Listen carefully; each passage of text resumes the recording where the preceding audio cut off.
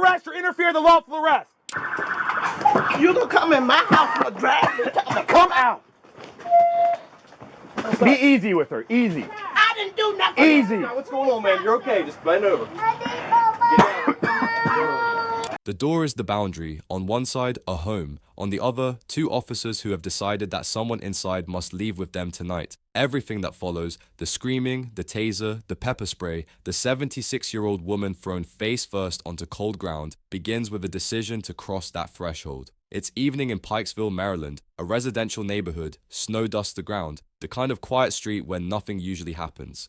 But something happened earlier, somewhere else, and now an officer has tracked a young woman to her grandmother's house. He knows her name, he knows her address.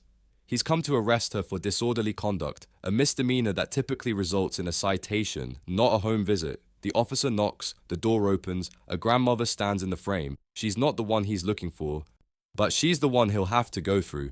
Watch the officer's posture in these first moments. He's calm, almost conversational. He explains that the granddaughter is under arrest, that he doesn't want to make this a bigger thing than it needs to be. The words are reasonable. The tone suggests negotiation, but his foot crosses the threshold and the negotiation ends before it begins.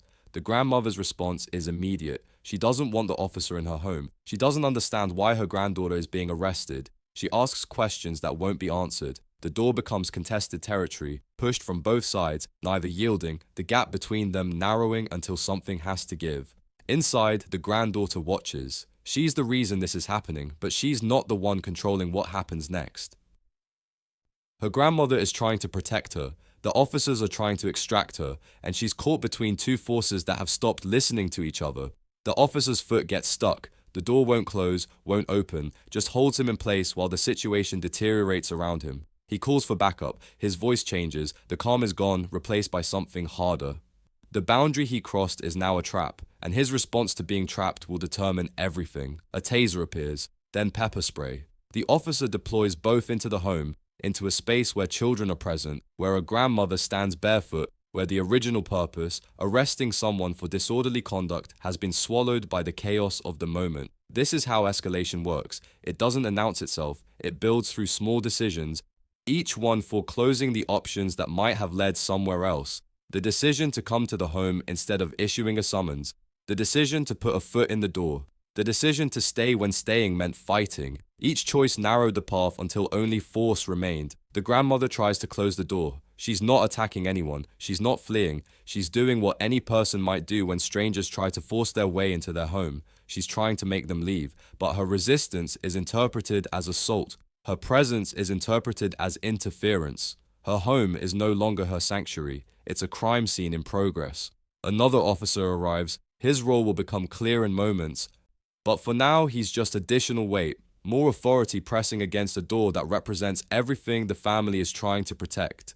The granddaughter is somewhere inside, watching her grandmother fight a battle she cannot win. The officer with his foot stuck keeps yelling. His frustration is audible, raw. He's not thinking about proportionality or de-escalation. He's thinking about extraction, getting the door open, getting inside, getting what he came for. The person on the other side of that door has become an obstacle, not a citizen. Her age doesn't register. Her fear doesn't register. Only her resistance registers, and resistance must be overcome. The children in the house hear everything, the screaming, the threats, the chemical spray that fills the air. They don't understand what's happening.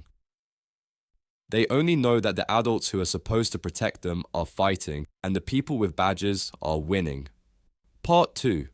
The door opens, not because the grandmother surrendered, because she couldn't hold it anymore. The officer forces his way through, and the boundary that separated public authority from private space disappears. What happens inside that home now happens on his terms. The granddaughter runs, down into the lower level, away from the chaos at the entrance. Her flight changes nothing about the outcome, but changes everything about how that outcome will be achieved.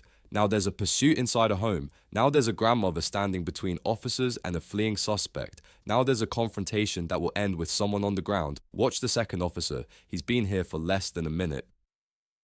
He doesn't have the context of the earlier encounter. He doesn't know why the first officer is so agitated. He only knows that there's resistance, and resistance must be met with force. His training takes over. His judgment shuts down. The grandmother is between him and the door. She's not attacking, she's not armed, she's a 76-year-old woman in her own home trying to understand why her family is being treated like criminals. Her hands are visible, her posture is defensive, not aggressive. She poses no threat that any reasonable person could identify. The officer grabs her arm. The motion is fast, too fast for her to react, too fast for anyone to intervene. One moment she's standing, the next moment she's falling. Her body hits the ground with the sound that will echo through the lawsuit, the news coverage, the settlement negotiations. A grandmother thrown down in her own home by an officer who will later claim he was just doing his job. Her face meets the floor, her barefoot feet twist beneath her. The officer's weight presses down as he moves to handcuff her. She says the words that every camera captures, that every viewer will hear. "I didn't do nothing." She's right. The investigation will confirm it. The prosecutors will acknowledge it. The settlement will prove it. But in this moment, being right offers no protection. The handcuffs close around her wrists. The cold of the floor seeps through her clothing, and her granddaughter, somewhere in the house, watches her grandmother become a prisoner. The children are still there. They see everything. They see the woman who raised them face down on the ground. They see officers standing over her with weapons drawn. They see pepper spray residue hanging in the air, making their eyes burn. These images will stay with them longer than any adult in the room understands. Outside, the temperature hovers near freezing. There's snow on the ground, and soon a 76-year-old woman will be forced to walk barefoot across that ground, hands cuffed behind her back, to a police vehicle that will take her to be processed for crimes she didn't commit. The first officer is still angry. His foot was stuck. He was inconvenienced. He was made to look foolish in a situation he expected to control completely. His anger bleeds into everything, his tone, his movements, his treatment of people who posed no threat to him at any point. He explains to the arriving backup what happened. His version of events features assault, interference, resistance. What it doesn't feature is context. It doesn't mention that he tracked a woman to her grandmother's home for a misdemeanor. It doesn't mention that he put his foot in a door that was being closed. It doesn't mention that the grandmother asked him to leave before anything escalated. Part 3. The arrest report will say one thing, the footage will show another. This is always the gap that determines outcomes, the distance between what officers claim happened and what cameras actually recorded. In Pikesville, that distance was measured in a settlement of $630,000. The grandmother is walked outside in handcuffs. She's barefoot. There's snow on the ground. Her feet leave prints in the cold as she's led to a patrol car. Inside her house, children wait to find out who will take care of them. The officers discuss logistics, who has keys, whether the door can be locked, where the kids will go. The conversation is practical, almost mundane, as if the violence that just occurred was simply another item on a checklist. She's charged with 3 crimes: second-degree assault, obstructing and hindering, resisting or interfering with arrest. Each charge is a legal translation of the same basic claim. She didn't comply fast enough, didn't yield completely enough, didn't recognize that once an officer decides to enter your home, you have no right to stop him. The granddaughter faces more charges: felony assault on a law enforcement officer, disorderly conduct. The original reason for the home visit, the misdemeanor that started everything, is buried under an avalanche of charges that accumulated in less than 10 minutes. But cameras were rolling, multiple cameras. From multiple angles, the officers' body cameras, cell phones inside the house.